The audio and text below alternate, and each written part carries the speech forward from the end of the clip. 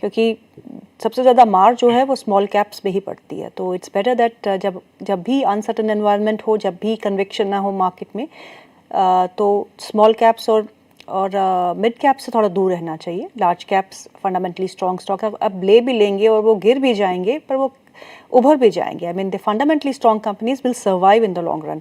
तो वो आपके पोर्टफोलियो को थोड़ा मे बी शॉर्ट टर्म में ठीक ना लगे, लेकिन लॉन्ग टर्म में कहीं ना कहीं पैसा तो उनसे बनता ही है। So better stay away from penny stocks. अगला सवाल ले लेते हैं, और अगला सवाल जो है वो है नाम नहीं लिखा। JSW इंफ्रा अभी बाई कर सकते हैं या थोड़ा वेट करें, प्लीज सजेस्ट। देखिए, मुझे लगता है कि मार्केट एनवायरनमेंट अभी जैसे कि मैम आपने भी बताया सही नहीं है, और गिरते हुए स्टॉक्स को कभी बाय नहीं किया जाता है, बाय नहीं करना चाहिए। जिस तरीके का चार्ट पैटर्न है, एक बार आपको 240 245 तक तो इजीली मिलने का हाई पॉसिबिलिटीज है, तो एक बार फिलहाल वेट कीजिए, अभी नहीं।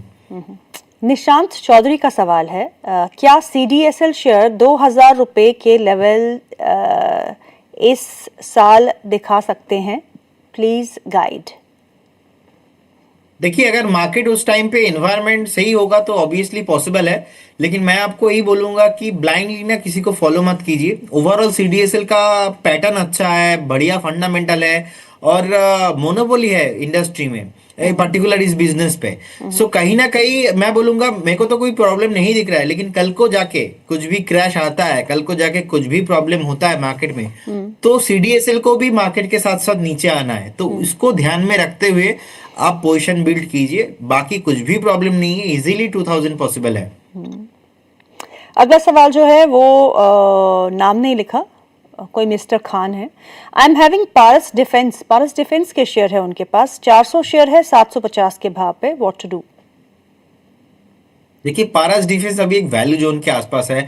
मुझे लगता है कि एक्यूमुलेशन करने का टाइम है, और अगर आपके पास ऑलरेडी है जैसे कि आपने बताया, तो बिल्कुल बने रहना है।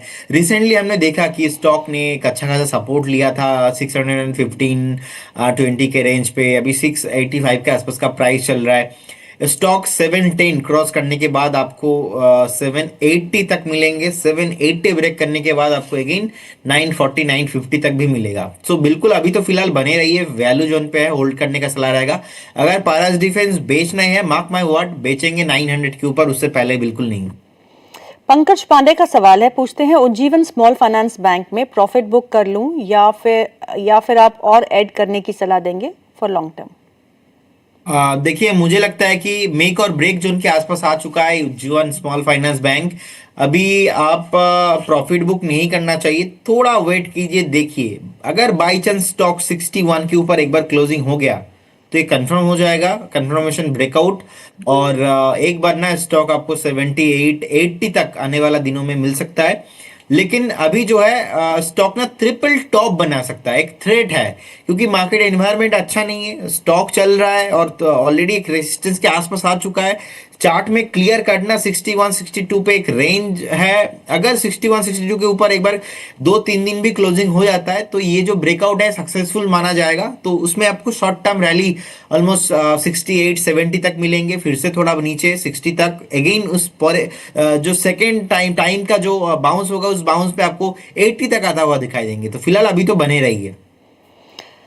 अगला सवाल जो है वो ब्रिगेड एंटरप्राइजेस पे है, उनके पास शेयर है ब्रिगेड एंटरप्राइजेस के, जो 1005 में उन्होंने खरीदा है। आपसे पूछते हैं क्या करना चाहिए, क्या लॉस रिकवर करने तक होल्ड करें या फिर एग्जिट करने की सलाह देंगे आप।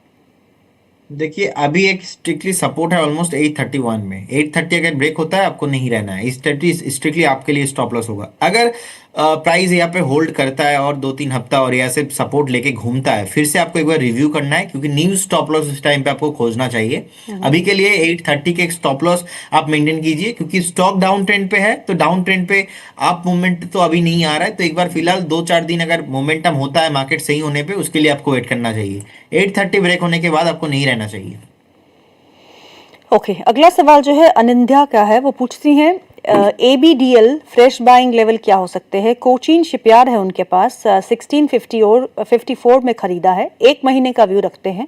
दोनों ही स्टॉक्स पे आपका व्यू। देखिए, ABDL मुझे लगता है कि एक परफेक्ट बाइंग जोन के आसपास आ चुका है, तो 504 स्टैगर मैनर पे बाई करना स्टार्ट कीजिए। एक्सट्रीम सिचुएशन में ना एक बार आपको 475 480 तक भी मिल सकता है, तो वो आपके लिए और एक अपॉर्चुनिटी होगा बाइंग का। अच्छा खासा करेक्शन हो चुका है, फिलहाल स्टार्ट कीजिए एक्यूमुलेशन करना, अपने पोर्टफोलियो में ऐड कीजिए। कोचिन शिपयार्ड पे बने रहने का सलाह होगा। 1592 के आसपास का प्राइस है। एक पैराबोलिक पैटर्न है चार्ट में, और जिस तरीके से एक सपोर्ट के आसपास आ चुका है, स्टॉक उतना भागा नहीं है इजीली। ये स्टॉक आपको अगेन, जो स्टॉक लास्ट टाइम जो टॉप बनाया था 2250 2300 के आसपास से गिरा था, अगेन आपको वो लेवल आते हुए दिखाई देंगे। और डिफेंस और शीप बिल्डर जितने भी कंपनीज है, मैं यहाँ पे पॉजिटिव भी हूँ, क्योंकि आपने देखा जिस तरीके से डिफेंस में हमने कितना भी इन्वेस्ट करे वो कम ही लगता है। और अभी का जो माहौल बन रहा है, मुझे लगता नहीं कि स्टॉक ज्यादा ऐसे नीचे आएंगे। टाइम करेक्शन भी अच्छा खासा हो चुका है, तो फिलहाल होल्ड करने का ही सलाह रहेगा। ओके, अगला सवाल ले लेते हैं, संजय सिंह का है। I want to buy CAMS CAMS and HPCL, can we buy at current market price? देखिए कैम्स अभी 728 के आसपास का प्राइस है। कैम्स को बाय करना चाहिए, मुझे लगता है कि 661 से एक बार 693 95 इस रेंज पे आपको एकोमुलेशन करना चाहिए। एक बार वेट कीजिए और कुछ दिन नीचे आने पे बाय कीजिए। HPCL? और HPCL अभी रिसेंटली एक काप एंड हैंडल फॉर्मेशन यहाँ पे है। काप एंड हैंडल फॉर्मेशन का एक ब्रेकआउट आया था, लेकिन वो ब्रेकआउट फेल हुआ और ब्रेकआउट कंटिन्यू नहीं हुआ। तो मुझे लगता है कि एक बात तो आपको बने रहना चाहिए अभी भी। मिड टू लॉन्ग टर्म में कुछ भी प्रॉब्लम नहीं है, शॉर्ट टर्म में थोड़ा बहुत इफेक्ट आया है। तो फिलहाल एक बार एक स्टॉप लॉस ऑफ 430 में मेंटेन कीजिए और बने रहिए। एक क्वेश्चन तो नहीं है, पर वो ये बोल रहे हैं, विशाल है उनका नाम, वो बोल रहे हैं कोई फर्क नहीं पड़ता, नहीं पड़ेगा, अब पूरा डूब चुके हैं बाजार। विशाल जी, ऐसा कभी नहीं होता, बाजार डूबते भी है, उभरते भी है, और अपॉर्चुनिटी जब होती है ना, वो इस डूबते बाजार में ही होती है। तो ऐसा मत कहिएगा कि कोई फर्क नहीं पड़ता किसी के एनालिस्ट से कहने से या कोई एंकर कह रहा है, पर बाजारों की चाल ही ऐसी होती है, कभी उतार और कभी चढ़ाव, ये दोनों आपको मैनेज करने आने चाहिए, उतार भी और चढ़ाव भी। जब चढ़ते हुए बाजार में तो सबका पैसा बनता है, लेकिन गिरते हुए बाजार में पैसा कैसे बनाना है ये आपको एक प्रोफेशनल एनालिस्ट ही बताते हैं।